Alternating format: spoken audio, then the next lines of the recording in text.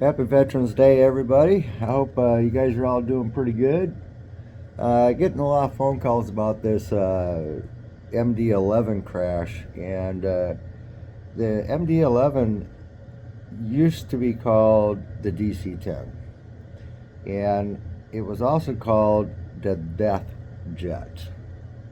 And it was called the Death Jet primarily from the cargo door. It was a very large cargo door that opened outward, and it wasn't what we call a plug door, so it didn't go inside the aircraft and then out, and then the pressure from the pressurized cabin would force the door to stay closed. And during its production, a aircraft designer did write McDonnell Douglas a letter saying that cargo door is a major flaw, and there's no way for the pilots to check it without actually physically getting out of the aircraft, going back, getting up on a lift, and then seeing if it's properly closed.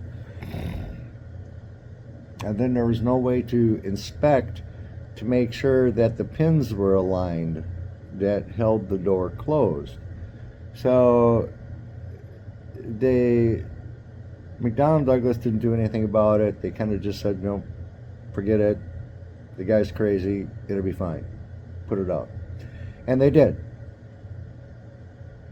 Well, the guy who wrote the letter to McDonnell Douglas said if that door ever came open, that the floor of the cabin would get sucked down into the cargo area. And that would sever your flight controls, hydraulics, electrical, stuff like that. Well, they were flying the aircraft.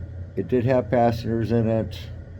I think it was in the early 70s that this happened. They didn't get a bunch of altitude up. The door came open. The pilots, luckily, when the door flew open, it did do what the aircraft designer said it would do, is it did suck the floor down. But it didn't go down very far because they weren't at a very high altitude, but it did suck the floor down. They did a complete 180. I think it had 170 people on it. Not really sure. I forget. I'd have to look all this stuff up again. But anyway, they got it back to the airport. They did safely land it. Big investigation. And shortly, about 3 or 4 months later, another one overseas had the cargo door fly open, and it was at altitude, and they lost over 270 people died. So they grounded the whole fleet. They completely redesigned the back door. They even put a warning lights up in the cockpit so they could see if the door wasn't properly closed up in the cockpit without getting out, yada yada yada. Put the airplane back in the air. Well, in like 1979, what was this? No, yeah, 1979.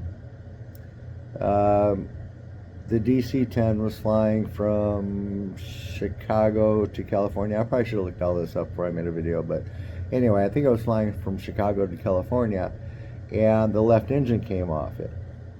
And this was still called the DC-10 at the time.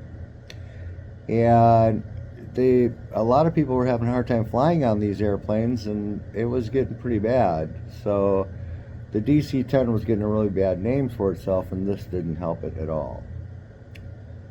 And the left engine came off on this aircraft back in 1979, and almost 300 people lost their lives. I think it was pretty close to 300 people died. And it happened right after takeoff, just like this UPS aircraft, almost completely identical. I think the investigation's even going to be identical. I don't think there's going to be any difference between what happened back in American Airlines and what happened to the UPS plane at all. I'm not really sure why it's the left engine. I'm going to do some research on that, and if I find out, I'll let y'all know. But, however, during the American Airlines flight, that left engine came off, and these DC-10s had a unique feature to them. The front edge, the leading edge of that wing would fold outward and down, and we call them slats.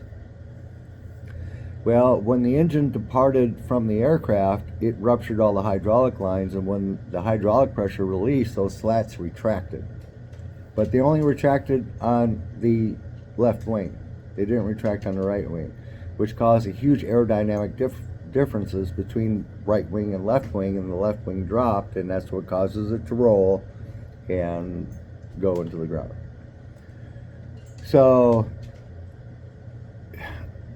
once that happens, it's at such low altitude, low airspeed. I mean, it's at its most critical stage of flight. Critical stages are takeoff and critical stages landing. But during takeoff, they're at max weight. So I don't think there's going to be a whole lot of difference, but the American Airlines investigation revealed that they were taking maintenance cuts. Well, not really maintenance cuts, but they were taking shortcuts and doing maintenance for the aircraft. And instead of using this great big huge stand that's all hydraulic and just really expensive and breaks down a lot, these engines and pylons weigh about 15,000 pounds, if not a little bit more. So they're very, very, very heavy. And when they remove the engine, they take the engine and pylon together, and then they separate all that, and then they'll pull the engine off, and then they'll put the new engine in, put the pylon on top of it, and put it on this big rack, and then put it back up on the aircraft.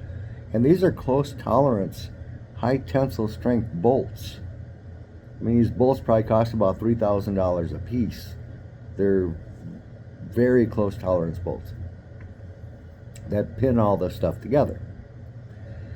So what American Airlines found out is they can do it a lot faster, a lot quicker if they use a forklift. Unfortunately, this is very true. And this stand that cost them all this money that moved right down, left, right. I mean, it took this 15,000 pound chunk of aircraft and very slowly and gently positioned it to where they could line those bolts up and slide the bolts through. And because it was so sophisticated, it broke down a lot. And it took a lot of time to mount this engine on it, and they found out that if they used a forklift, they could shave a day to 2 days off of the maintenance, okay, and get the airplane back in the air faster.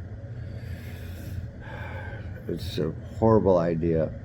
And the American Airlines crash, they found out that using a forklift that isn't very gentle with very critical components did damage to that and caused stress cracks, and that's why the engine came off.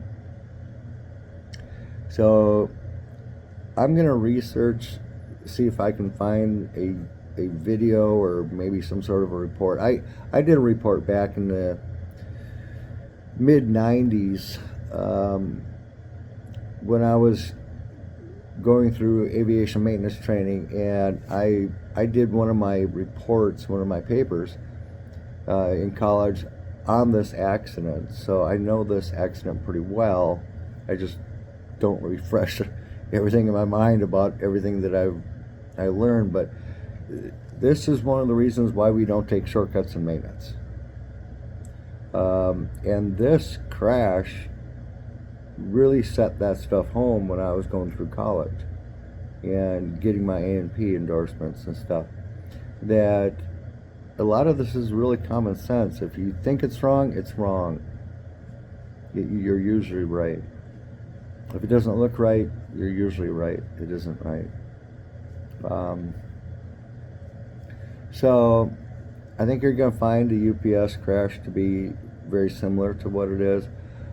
I don't know why the FAA issued this emergency AD when I don't believe the aircraft really has a structural flaw.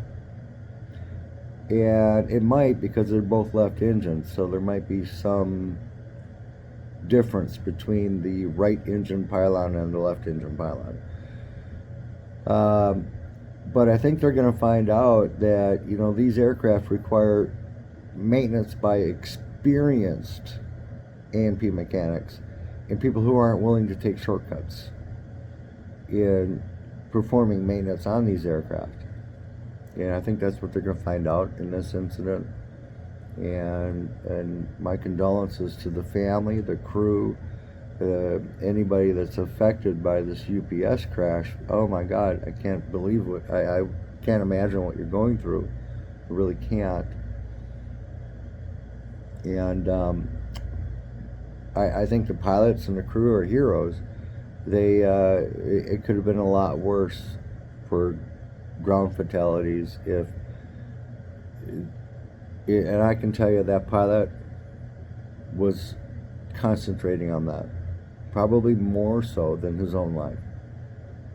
And I think the crew did really well, and I think they should be, you know, commended for that.